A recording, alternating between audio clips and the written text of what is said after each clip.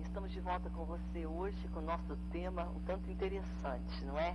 Deus, Ele responde perguntas difíceis. E hoje pode ser que você tenha algumas perguntas que você não tenha expressado verbalmente, mas que estão dentro do teu coração.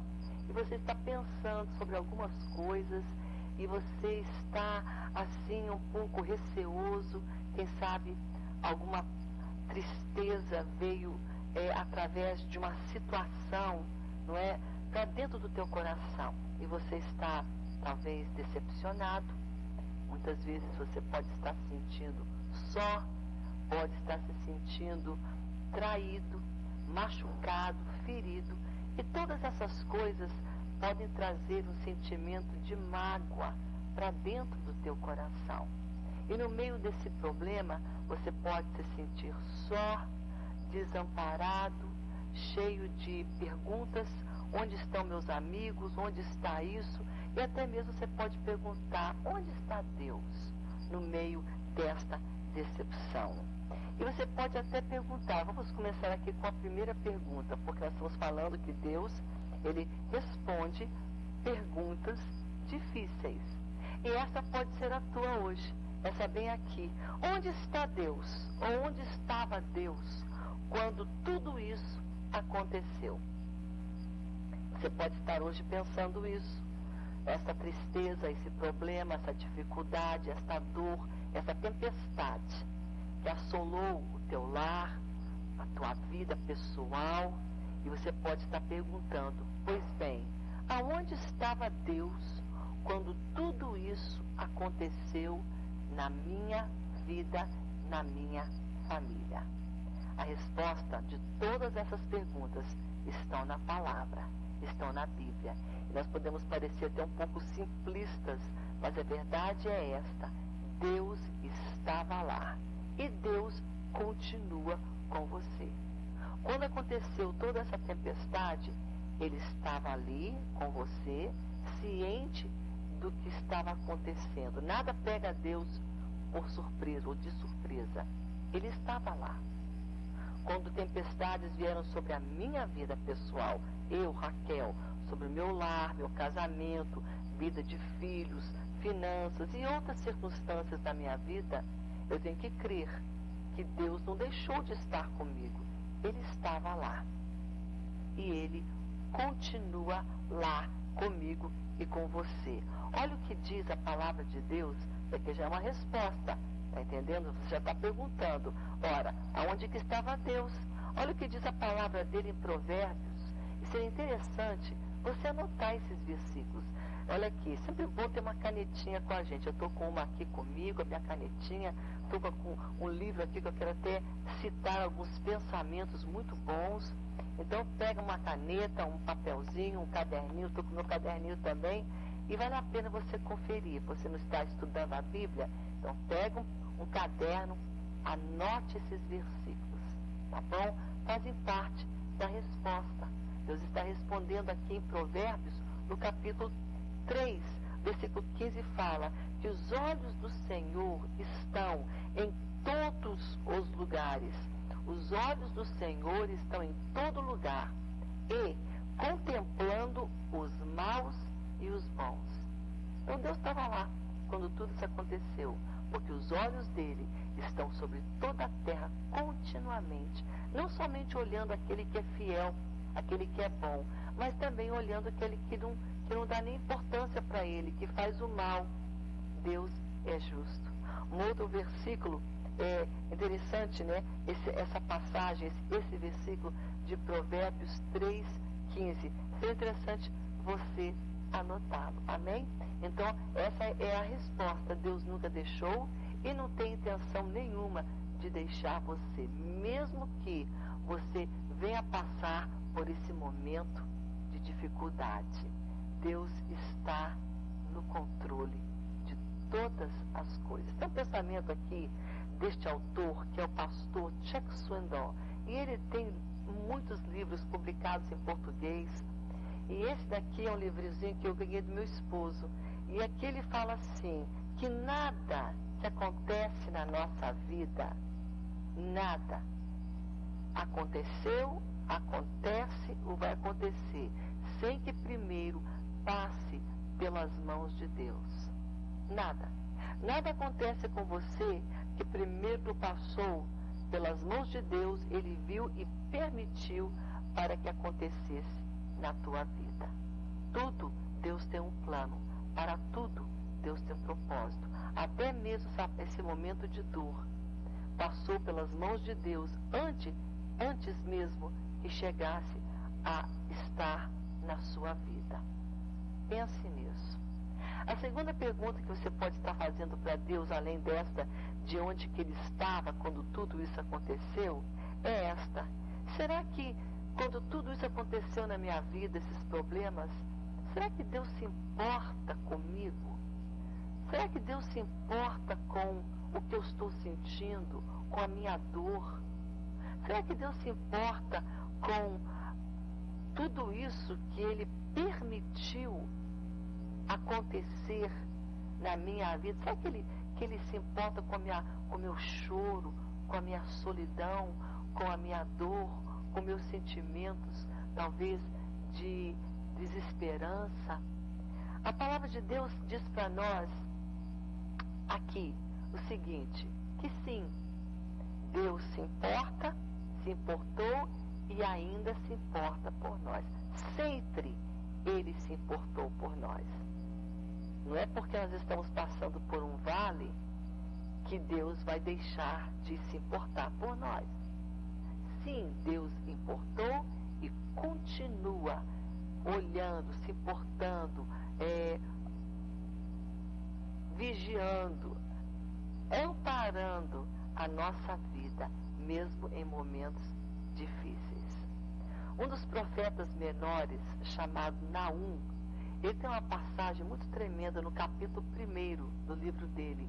É o versículo 7. Se eu fosse você, eu anotaria esse versículo. Naum, capítulo 1, versículo 7. É lá dos profetas menores, né? Começa com Oséias, depois Joel, depois Amós, aí Obadias, depois Jonas, depois Miqueias, Naum, tá bom? Você vai encontrando lá os profetas. Naum, capítulo 1, versículo 7, fala assim: o Senhor é bom. Olha só, para você que pode estar perguntando, será que Ele se importa comigo? Olha o que diz Naum, capítulo 1, versículo 7. O Senhor, Ele é bom. Ele é fortaleza no dia da angústia e conhece os que nele se refugiam. O Senhor é bom. Ele é fortaleza no dia da tua angústia. E Ele conhece o homem e a mulher que nele esconde, que nele se refugia. Então a palavra está dizendo para você hoje, que está pensando esse pensamento, né? Será que Ele se importa? Deus se importa. Ele é bom. Ele sabe a tua dor. 1 Pedro, capítulo 5, versículo 6 e 7, fala o seguinte: humilhai-vos, pois, perante a sua potente mão, a potente mão de Deus, para que Ele, a seu tempo, vos exalte. E aí o versículo 7 diz assim: lançando sobre Ele toda a vossa ansiedade, porque Ele tem cuidado de vós. Essa é a resposta para você hoje, que pode estar fazendo esta pergunta: será que Ele se importa? Ora, a Bíblia diz que quando nós estamos ali, nós podemos lançar toda a nossa ansiedade sobre Ele. Por quê? Porque Ele tem cuidado de nós. Eu vou lhe citar aqui um pensamento do pastor Chuck Swindoll, neste livrinho que, na realidade, é um compêndio. Ele pegou bastante livros e colocou nesse devocional. Tem ideias de todos, pedacinhos de todos, muitos livros que ele publicou. E é tipo um devocional. E aqui ele fala o seguinte, que Deus tem os nossos ontens, o ontem da minha vida, o passado, não é? Ele tem todas as falhas, tudo que eu errei, Ele sabe aonde eu caí, Ele sabe aonde eu tropecei, Ele sabe o que eu sinto quando tudo isso aconteceu, está tudo nas mãos dEle. E hoje Ele tem os desafios que eu estou encarando. E amanhã Ele terá surpresas também para mim boas surpresas. Você está entendendo? Tudo está nas mãos de Deus. O ontem, o hoje, amanhã. As decepções, os desafios de hoje e as coisas boas que virão também. Nada foge do controle de Deus. Mas o pensamento que eu gostaria de ler para você, que pode ser uma resposta a essa pergunta que você está aqui perguntando, né? Como é que, né? Onde que está, né? Será que Deus se importa comigo? Olha só o que o pastor Chuck Swindoll escreve aqui. Ele fala assim, olha, o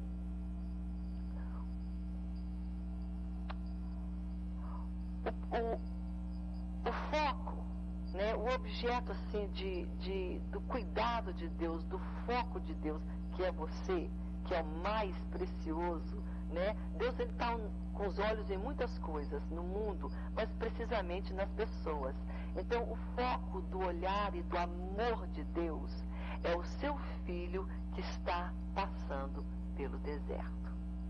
Deus ama todos, quando está lá na montanha, cantando, feliz. Mas aqui ele fala assim, sabe? Ele crê nisso, que Deus olha com muito cuidado e tem momentos que o foco dele está naquela pessoa que está passando por dor, que está passando por um deserto. E se fosse possível, ele diz, você significa mais para ele durante esse tempo de deserto do que em qualquer outro tempo. Ele fala se fosse possível, porque ele sabe que em todos os tempos você tem valor para Deus. Mas o autor está dizendo que se fosse possível dizer que Deus, né, te ampara mais ou te ama mais, ele está dizendo seria nesse momento de vale. Porque nesse momento da tua dor, do teu vale, da tua tristeza, que os olhos dele não param, estão continuamente sobre você, zelando, cuidando, amparando, fortalecendo e dando para você consolo, te consolando.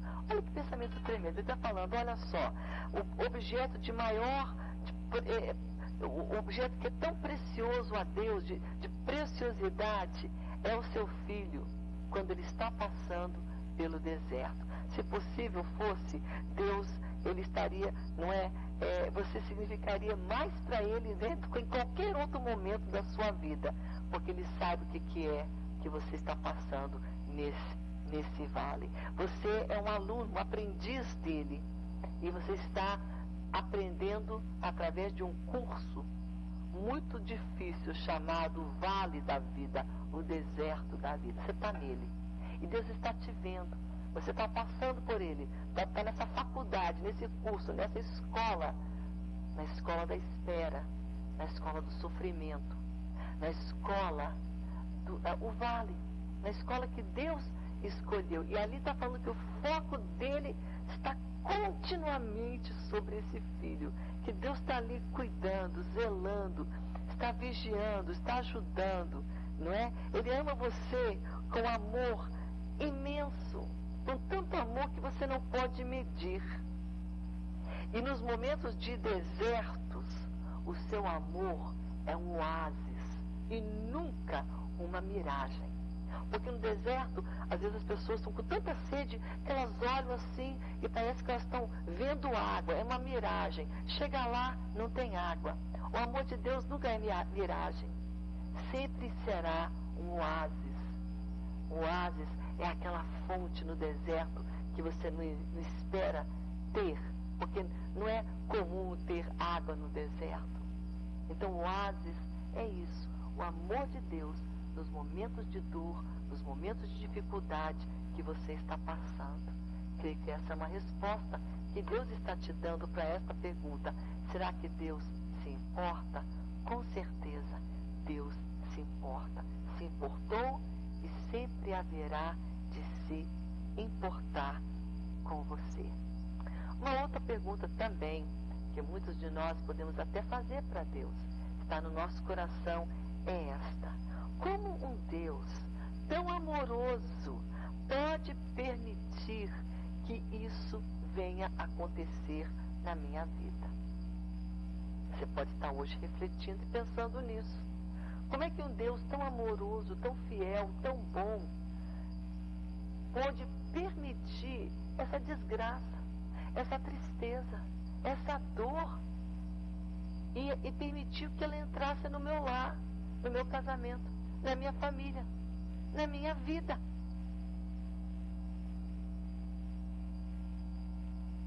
Interessante essa pergunta, que hoje você pode estar falando, mas a verdade é essa, que Deus deu às suas criaturas, que são seus filhos, que somos nós, quando nós encontramos a Cristo Jesus e aceitamos a Cristo, nós somos feitos filhos de Deus.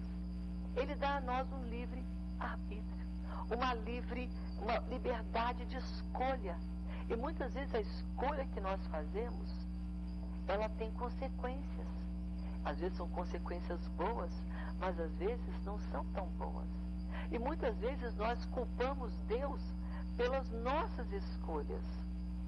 A Bíblia fala que o salário do pecado é a morte. E que muitas vezes nós estamos colhendo aquilo que nós plantamos. Agora, vou dizer algo.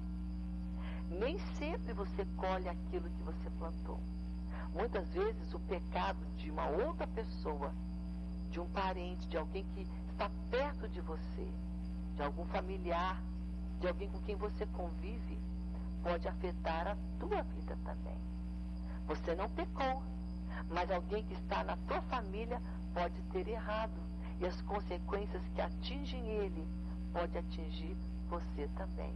Por exemplo, um pai que é alcoólatra, que tem um vício, e que ele não controla, e aquele vício vai dominando, e ele é dominado por aquele álcool. Ele chega em casa espancando, batendo, brigando, fazendo um monte de coisa, fazendo confusão. O pecado, o vício é dele, mas quem sofre as consequências daquele pecado é a família dele, que é inocente, que não bebe, que não tem nada a ver. Mas o pecado dele, a transgressão dele, o mal dele, afeta as pessoas que amam a ele e que ele, de uma certa maneira, também ama. Você está entendendo? Então, muitas vezes, nós estamos num momento difícil, nem sempre é porque a gente errou ou pecou. Muitas vezes estamos passando este vale, porque Deus tem um propósito para se cumprir na nossa vida via esse vale, através desse sofrimento. Tem um exemplo também na Bíblia de um homem, de um jovem chamado José. José não fez nada, vamos dizer, de errado para merecer cair naquele poço, para ser vendido pelos seus irmãos, para ser um escravo ali no Egito. Mas a inveja, a maldade dos seus irmãos fez com que ele sofresse. Mas não foi em vão. Deus estava no controle dessa situação. E pode ser que por alguns momentos na vida de José, quando ele foi preso, quando ele estava como escravo na casa de Potifar, quando ele estava ali, talvez desolado, solitário, ele possa ter perguntado para Deus isso: poxa, por que Deus permitiu que isso acontecesse, sendo eu servo dele? Por que ele permitiu isso na minha vida? Deus tinha um propósito na vida de José. E essa cisterna e essa escravidão, esse momento dele ser servo, dele ser escravo, estava tudo nos planos de Deus. Deus haveria de trazer vitória, honra, sucesso. Ele iria exaltar José, e o caminho era esse. Você está entendendo? Deus está permitindo. Nada que passa na tua vida, nada que vem nos afligir, nada vem e acontece que primeiro não tenha passado pelas mãos de Deus. Lembre-se disso. Uma outra coisa que você, poderíamos dizer que seria uma resposta, né? Deuteronômio 30, do versículo 15 a 20, fala que se você, então, a decisão é nossa, se nós cumprirmos e obedecemos a palavra, aí fala: felizes seremos, vamos ter recompensa. Mas se a gente também deixar Deus para fora da nossa vida, deixar a palavra dele, ignorar Deus, ignorar Jesus, ignorar aquele que nos criou, nós vamos ter consequências também. Então essa é uma resposta que Deus está nos dando a essas perguntas difíceis. Tem uma outra também. Será que Deus me entende? Será que Deus entende como eu me sinto? Sim, mais do que ninguém neste mundo, Deus entende o que você e eu sentimos. Ele sabe a nossa dor. Sabe, tem uma passagem em Hebreus, no capítulo, se não me engano, é o capítulo 4, e é o versículo 15 que fala assim: porque nós não temos um sumo sacerdote que não possa se compadecer das nossas fraquezas. Está dizendo, a gente não tem um Deus, um Senhor, que não possa se compadecer das nossas limitações, das nossas fraquezas. Por quê? Porque Ele também foi tentado em todas as coisas. Tudo que nos tenta, tudo que nos aflige, Ele também passou e foi tentado.